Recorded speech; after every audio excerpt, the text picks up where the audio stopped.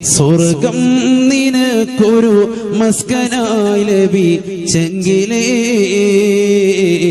ഇവിടുന്ന് ക്ലേശം സാരമില്ല നിന്നിലേ.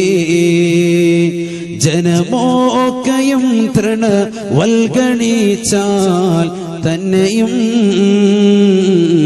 മനം നൊന്തിടണ്ട തിബർ തന്നെ പിന്നെയും.